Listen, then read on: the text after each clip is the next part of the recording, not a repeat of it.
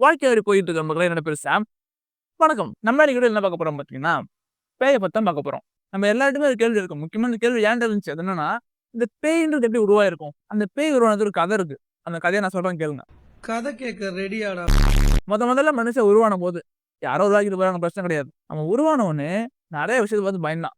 சொல்லப்போனா எல்லா விஷயத்தையும் பார்த்து அவன் பயந்தான். ஃபார் எக்ஸாம்பிள் மழைய பார்த்து பயந்தான், இடிய பார்த்து பயந்தான், மின்னல பார்த்து பயந்தான். இந்த வரிசையில அவன் பார்த்து பயந்த விஷயத்துக்கு பேரு இருட்டு. தலைவலிச்சிருச்சு. என்னைய சுட்டுட்டாங்க. சுட்டுட்டாங்க, சுட்டுட்டாங்க, சுட்டு கொன்னுட்டாங்க. அப்பல்லாம் பார்த்தீங்கன்னா, நெருப்பு வந்து கண்டுபிடிக்கிறதுக்கு முன்னாடி, அவன் இருட்டுல தான் உட்கார்ந்தான். இருட்டுல பார்த்தா நெறைய சத்தங்கள்லாம் கேட்டுச்சு. கண்டிப்பா அதெல்லாம் பார்த்தீங்கன்னா, விலங்குகள், பறவைகள் அந்த மாரி சவுண்ட் தான் கேட்டுருக்கும். ஆனா அவனுக்கு அது என்னன்னு தெரிஞ்சிருக்காது. அத பார்த்து அவன் பயந்தான். எத பார்த்தாலும் பயம். அந்த இருட்டுக்குள்ள அவனுக்கு என்ன இருக்குன்னு தெரியாதனால, அவன் மூளை வந்து ஒரு விஷயத்த சொல்லுச்சு. அந்த விஷயத்த பேர் தான் பேய். இன்ஃபாக்ட் சொல்லப்போனா, நம்மலாம் பயப்படுறது வந்து ஒரு விஷயத்த பார்த்து பயப்பட மாட்டோம். ஆனா, ஒரு விஷயத்த கேட்டாலே பயந்துருவோம். ஆமாம் இல்லையா? நம்போ ஒரு படத்த பார்க்குறோம்னா, ஒரு பேய் படத்த பார்க்குறோம்னா, அந்த படத்த பார்க்க அந்த பேய பார்த்து பயப்பட மாட்டோம் நம்ப. அந்த பின்னாடி சவுண்ட் எஃபெக்ட்ஸ் இருக்கு பாத்தியா? அத பார்த்து தான் பயப்படுவோம். இப்ப நீங்களே ட்ரை பண்ணி பாருங்க. உங்களுக்கு இருக்கறதே பயங்கரமான பேய் படத்த எடுத்து, அந்த பயங்கரமான பேய் படத்த மியூட் பண்ணியோ, இல்ல ஒரு ஃபன்னியான மியூசிக்க ப்ளே பண்ணி, அந்த படத்த பாருங்க. உங்களுக்கு பயமாவே இருக்காது. எனக்கு சம்டைம்ஸ் தோணும். இருட்ட பார்த்து அவன் பயந்தான். அதுல பேய் இருக்குன்னு அவன் நம்புனான். அந்த இல்லாத பேய்கிட்டேருந்து அவன் தப்பிக்கிறதுக்காக உருவாக்கப்பட்டது தான் கடவுளோன்னு சொல்லிட்டு அப்பப்ப தோணும்.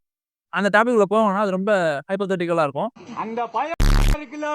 இப்ப வந்து பாத்தீங்கன்னா, நம்ம பேய் வந்து சயன்ஸ் கூட மிக்ஸ் பண்ண போறோம். மிக்ஸ் பண்ணுவோமா? கண்ணுல பூ விழுந்துருக்கு. டாக்டர் காட்டின அறிவேனா? போடா. போடா. போடா. ஸ்லீப் பாராலிசிஸ். நம்ம எல்லாருமே நைட்டு தூங்க போவோம். காலைல எழுந்திருக்கும்போது, உங்க மூளையும், உடம்பும் ஒரே நேரத்துல எழுந்துரும். நீங்க எழுந்துருவீங்க. சம்டைம்ஸ் உங்க மூளை உன்ன ட்ரிக் பண்ணும். உன் மூளை எழுந்துரும். ஆனா, உன் உடம்பு எழுந்திருக்காது. பாதி மூளை வந்து உங்க கனவுலயே இருக்கும். இந்த டைம்ல தான் பாத்தீங்கன்னா, நெறைய பேர் வந்து ஏதோ உருவங்கள் பார்த்த மாரியும், இல்ல நெஞ்சு மேல ஏதோ உட்கார்ந்திருக்க மாரியும் சொல்லிட்டு தோணும். இதுதான் வந்து நம்ம கிராமத்துல சொல்லுவாங்க. "அமுக்குற பிசாசு உட்கார்ந்திருக்கும் நெஞ்சு மேல. அதனால தான் உன்னால மூச்சு விட முடியலன்னு" சொல்லுவாங்க. சொல்லப்போனா நீ பார்த்த அந்த உருவங்கள், உன் நெஞ்சில உட்கார்ந்த அந்த உருவம் எல்லாமே பார்த்தீங்கன்னா, உன்னோட கற்பனை தான். உன்னோட கனவு தான். உன் கனவு இன்னும் முடியல. ஆனா உன் மூளை மட்டும் எழுந்துருச்சு. இதனால தான் நெறைய பேர் தூங்கிட்டு இருக்கும்போது நான் அந்த பேய கனவுல பார்த்தேன். பேய் வந்து என்ன அமுக்குச்சு. என்ன வந்து கொலை பண்ண பார்த்துச்சு அப்படின்னு தான் சொல்றாங்க. சொல்லப்போனா அது உண்மையான பேய் கிடையாது. உங்க கனவு தான் உங்க ரியாலிட்டி மாரி தெரிஞ்சிருக்கு. பாரிடோலியா நம்ம மூளைன்றது பார்த்தீங்கன்னா, எப்படி டிசைன் பண்ணப்பட்டிருக்குன்னு பார்த்தீங்கன்னா, நம்மளால ஈஸியா ஒருத்தவங்க முகத்த ஞாபகம் வச்சுக்க முடியும். நெறைய பேர் சொல்லி நீங்க கேள்விப்பட்டிருப்பீங்க. "ஏய் உன்ன நான் எங்கேயோ பார்த்துருக்கேன். ஆனா உன் பேர் தெரியாது எனக்கு." அப்படின்னு சொல்லுவாங்க. நம்மளால பேர ஞாபகம் வச்சுக்க முடியாது. ஆனா, ஒரு முகத்தோட பேட்டர்னையோ, இல்ல ஏதோ ஒரு வடிவத்த நம்ம ஈஸியா ஞாபகம் வச்சுக்க முடியும். அதனால தான் வானத்துல வந்து பார்த்தீங்கன்னா, நெறைய மேகங்கள்லாம் ஒரு மனுஷ முகம் மாரியோ, இல்ல கல்லுல மனுஷ முகம் மாரியோ, இல்ல வந்து மரத்துல அந்த பார்க் இருக்கும்ல, அதுல மனுஷ முகம் இருக்கிற மாரி நமக்கு தெரிஞ்சிருக்கும். சொல்லப்போனா அப்படி இருக்காது. நம்ம மூளை அப்படி பார்க்க வைக்கும் நம்மள. அதனால தான் நெறைய பழைய ஃபோட்டோல பார்த்தீங்கன்னா, ஏதோ ஒரு உருவம் இருந்திருக்கும். அது வந்து பார்க்க மனுஷன் மாரி இருந்திருக்கும். அத நம்ம பேயின்னு சொல்லிருப்போம். இன்ஃப்ராசவுண்ட். நம்ம மனுஷனால பார்த்தீங்கன்னா, 20 ஹெர்ட்ஸ் கீழ உள்ள சவுண்ட கேட்கவே முடியாது. ஆனா நம்மளால அத உணர முடியும். அந்த சவுண்ட் தான் நம்மளுக்கு திடீர்னு பயமுறுத்துற மாரி இருந்திருக்கும். நம்மள வந்து பதட்டப்படுத்தும். நம்மள யாரோ பார்த்துட்டு இருக்காங்க அப்படின்னு சொல்லி உணர்வு உருவாக்கும். ஏன்னா நம்ம அந்த சவுண்ட் நம்மளால கேட்க முடியாது. உணர மட்டும் தான் முடியும். ஏன்னா நமக்கு என்னன்னே தெரியாதனால நமக்கு பேய் எங்கேயோ பார்த்துட்டு இருக்கோம்ல அப்படின்னு சொல்லி நம்ம நினைச்சுட்டு இருப்போம். இந்த மாரி சத்தங்கள்லாம் எது உருவாக்கும் தெரியுமா? பழைய ஃபேனு, இந்த காத்து அடிக்கிற சத்தம், இல்ல வந்து பழைய வீட்டுக்குள்ள இந்த மாரி சத்தங்கள்லாம் பார்த்தீங்கன்னா, 20 ஹெர்ட்ஸ் கீழ இருக்கும்.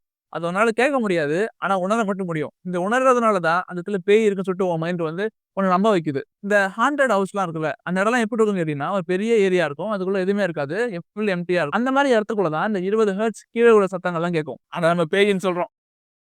Carbon monoxide. கார்பன் மோனாக்சைடு என்பது ஒரு பாய்சன் அது. கார்பன் மோனாக்சைட போய் நீ மோந்து பார்த்தாலும் உனக்கு ஒண்ணுமே தெரியாது. ஏன்னா அதுக்கு ஸ்மெல் கிடையாது, கலர் கிடையாது.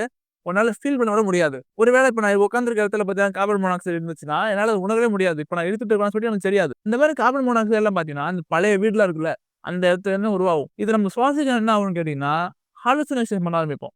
அதாவது இல்லாத விஷயத்த மனசு உருவாக்கி அது காமிக்கும். அத நம்ம பேயின்னு நம்புவோம். இல்ல தலைவலி உருவாகும். இல்ல தேவையில்லாத பயம் உருவாகும். இதனால தான் பார்த்தீங்கன்னா, நெறைய பேர் வந்து இந்த பழைய வீட்ல இருக்கும்போது, எங்க வீட்ல வந்து நான் பேய் இருக்கிறத பார்த்தேன். யாரோ நடக்கிற மாரி இருக்கு. யாரோ ஓடுற மாரி இருக்கு. உருவங்கள் நான் பார்த்தேன் அப்படின்னு சொல்லி சொல்றாங்க. இதெல்லாம் முக்கியமான காரணம் என்னவா இருக்கும்னு கேட்டீங்கன்னா, அந்த வீட்டுக்குள்ளேருந்து கார்பன் மோனாக்சைடு வந்து வெளிய வந்திருக்கும். அது அவங்க வந்து சுவாசிக்கிறது அவங்க யாருக்குமே தெரியாது. அதனால தான் இது எல்லாமே நடந்திருக்கு. இதுல காமெடி என்னன்னு கேட்டீங்கன்னா, இந்த பேய் படங்கள்லாம் பார்த்தீங்கன்னா, இவங்க சொல்ற கதைகள்லாம் பார்த்தீங்கன்னா, பெரிய பங்களா இருக்கும்.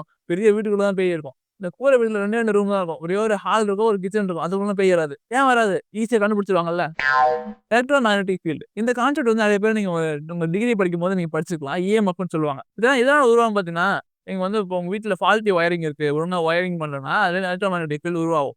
அது வந்து உங்க மூளைய லைட்டா பாதிக்கும். அந்த மாரி நடந்துச்சுன்னா, உங்களுக்கு அன்ஈசியா இருக்கும். மயக்கம் வர மாரி இருக்கும். இல்ல வந்து நெறைய உருவங்கள்லாம் கண்ணுக்கு தெரியிற மாரி இருந்திருக்கும். இந்த கோஸ்ட் ஹண்டர்ஸ் இருக்காங்கல்ல, அவங்ககிட்ட பார்த்தீங்கன்னா, இஎம்எஃப் மீட்டர்ன்னு ஒண்ணு இருக்கும். அவங்க அந்த பேய் பிடிக்க போம்போது, அந்த இஎம்எஃப் மீட்டர் எடுத்து பார்க்கும்போது, கண்டிப்பா அது ஃப்ளக்சுவேஷன் வந்து ஏற்பட்டுருக்கும். Power of suggestion. நெறைய பேர் சொல்லி கேள்விப்பட்டிருப்பீங்க. இந்த பழைய படத்துலலாம் இருக்கும். எப்படின்னா, "பி இங்க ஏன்பா வந்த? இங்க பேய் இருக்குப்பா. இந்த பங்களால வந்து 2 பேரும் தூக்கு மாட்டி கிடந்துட்டாங்க. ஆவி இங்க தான் இருக்கும்." அப்படி சொல்லிட்டு நெறைய கதைகள்லாம் இருக்கும்.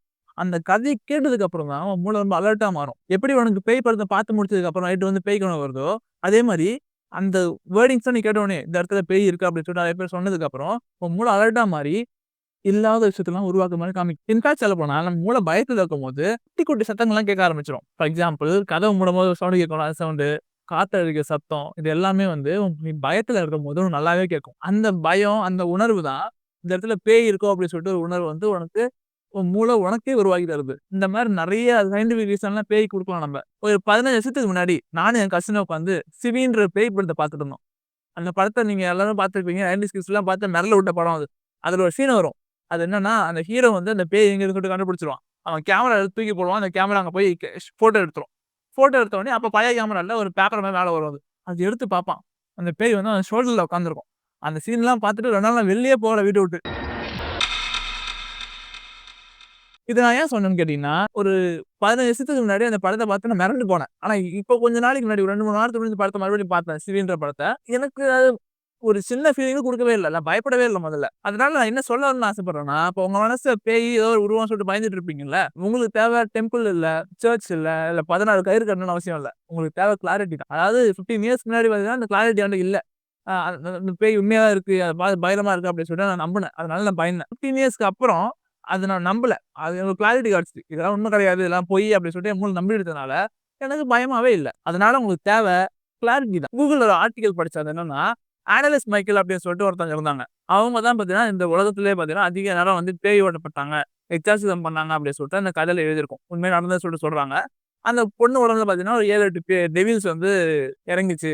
அதனால அந்த பொண்ணு இப்படி ஆயிட்டா அப்படின்னு சொல்லிட்டு சொன்னாங்க. அந்த பொண்ணு கடைசியா இறந்து போயிருப்பாங்க. அந்த ஆர்டிகிள் எனக்கு படிச்ச உடனே நெறைய வந்து விஷயங்கள்லாம் எனக்கு தோணுச்சு. என்ன தோணுச்சுன்னு கேட்டீங்கன்னா, எப்ப பார்த்தாலும் பார்த்தீங்கன்னா, இந்த கோயில்ல, சர்ச்ல பேய் புடிச்சு நெறைய பேர் ஆடுவாங்கல்ல. எனக்கு என்ன கேள்வின்னா, எதுக்கு ஒரு பேய் வந்து மனுஷன் மேல மட்டும் இறங்கணும்? நெறைய பூனை இருக்கு, நாய் இருக்கு, பறவைகள் இருக்கு, எத்தனையோ இருக்குல்ல. அது மேலலாம் இறங்கலாம்ல. ஒரு ஒரு சின்ன எவிடன்ஸ் கூட இருக்காது. நீங்க பேய் கதைகள் ஆரம்பிச்ச காலகட்டத்துல இருந்து இன்னைக்கு வரைக்கும், ஒரு நாய்க்கு பேய் புடிச்சுச்சு, ஒரு பூனைக்கு பேய் புடிச்சுச்சுன்னு சொல்லிட்டு என்னைக்கும் நீங்க கேட்டிருக்கவே மாட்டீங்க. இதான் கேட்டா என்ன சொல்லுவாங்க? நாய், பூனைலாம் 5 அறிவு தாங்க. 6வது அறிவு வந்து இருக்கு. அதுதான் அந்த 6வது அறிவு இருக்க விலங்குகள் கிட்ட தான் வந்து பேய் இறங்கும் அப்படின்னு சொல்லுவாங்க. எனக்கு பேயின்ற ஒரு கான்செப்ட் வந்துருச்சுன்னா, நெறைய கேள்விகள் மனசு தோணும். இந்த படத்துலலாம் காமிப்பாங்கல்ல, பேய் வந்து நெறைய பவர்கள் இருக்கும். அது எப்படின்னா காத்துல பறக்கும், செவுத்துக்குள்ள பூந்து போகும்.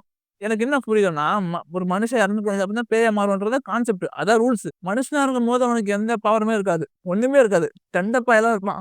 செத்து போனதுக்கு அப்புறம் மட்டும் அவனுக்கு எங்க இருந்தா பவர் இருக்கும்னு தெரியாது. அந்த பவர யார் குடுப்பான்னு தெரியாது. அது கதைகள்லாம் இருக்கும். இந்த வீட்ல வந்து ஒருத்தவங்க வந்து தற்கொலை பண்ணி இறந்து போயிட்டாங்க. அவங்களோட ஆவி இங்கேயே இருக்கு. அவன் என்ன கேட்கிறான்? அது ஏன்டா அங்கேயே இருக்கு? நல்லா பாருங்களேன் மை டியர் ஃபிரெண்ட்ஸ். இப்ப வந்து 1970, 60 இருக்கக்கூடிய பேய் படங்கள்லாம் அதுல பேய் வந்திருக்கும். அந்த பேய் இந்த பேய் ஒரே மாரி இருக்காது. இப்ப இருக்கிற பேய் ஒரே மாதிரி இருக்காது. நெறைய டிஃபரன்ஸ் வந்திருக்கும். ஏன்னா நம்ம அப்ப போட்ட பேய் படம் தான் இப்ப வந்து போட்டுட்டு இருக்கோம். நம்ம பயப்படவே மாட்டோம். பேய் ஏன் தெரியுமா மாறிக்கிட்டு இருக்கு? ஏன்னா நம்ம மூளை மாறிக்கிட்டே இருக்கு. மூளை வந்து ஒரு விஷயத்த பார்த்து பயப்படுறது வந்து காலத்துக்கு ஏற்ப மாறிக்கிட்டே இருக்கு. நீ அப்போ சின்ன வயசுல பார்த்து பயந்த பேய் பார்த்து இப்ப பயப்பட மாட்ற. அதனால மை டியர் ஃபிரெண்ட்ஸ் நம்ம வீடியோ எண்டுக்கு வந்தாச்சு. நான் என்ன சொல்ல வரேன்னு கேட்டீங்கன்னா, என்னோட பாயிண்ட் ஆஃப் வியூல நான் இன்னைக்கு வரைக்கும் எந்த பேயும் என் கண்ணால பார்த்தது கிடையாது. என்னைய பொறுத்தளவுக்கு பேய்ன்றது உண்மை கிடையாது. இட்ஸ் பியூர்லி ஒரு இமேஜினேஷன். நெறைய பேர் சொல்லுவாங்க, "தம்பி நீ எல்லாம் உணர்ந்து பார்த்தா உனக்கு தெரியும்பா, பார்த்தா உனக்கு தெரியும்பான்ட்டு." உனக்கு ஏன் தெரியுமா அது கண்ணுக்கு தெரியுது? நீ அத நம்புன. அதனால தான் தெரியுது. ஏன்னு கேட்டீங்கன்னா, இப்போ ஒரு குழந்தை பொறக்குதுன்னு வச்சுக்கோங்களேன். அந்த குழந்தைக்கு பேயின்ற ஒரு கான்செப்ட்டே சொல்லக்கூடாது. பேயின்ற விஷயத்த இருக்கவே இருக்காது. அப்படி சொல்லிட்டு அவனுக்கு அவனுக்கு பேய் என்னன்னு தெரியாதுய்யா! அப்படி சொல்லிட்டு சொல்று. அவன் வளர்ந்ததுக்கு அப்புறம் அவன் அவன் கண்ணுக்கு பேயே தெரியாது. ஏன்னா, அவனுக்கு தான் பேய் என்னன்னு தெரியாது. அவனுக்கு எப்படி கண்ணுக்கு தெரியும்? அதனால மை டியர் ஃபிரெண்ட்ஸ் நெறைய விஷயம் நம்ம பேய பத்தி பேசிட்டோம். உங்களுக்கு இத பத்தி கருத்துக்கள் தோணுச்சுனாலோ, இல்ல வந்து இந்த மாரி வேற ஏதாவது கன்டென்ட் தோணுனாலோ வந்து மறக்காம வந்து கமெண்ட் பாக்ஸ்ல வந்து மென்ஷன் பண்ணுங்க. உங்கள கூடிய சீக்கிரத்துல இன்னொரு வீடியோல சந்திக்கிறேன். நம்ம எல்லாருக்கும் ஒரு சின்ன வாழ்க்கை தான். முடிஞ்ச சந்தோஷமா உங்களுக்கு புடிச்சு செஞ்சுக்கிட்டு போயிட்டே இருங்க. Tata! Bye bye. See you and cut.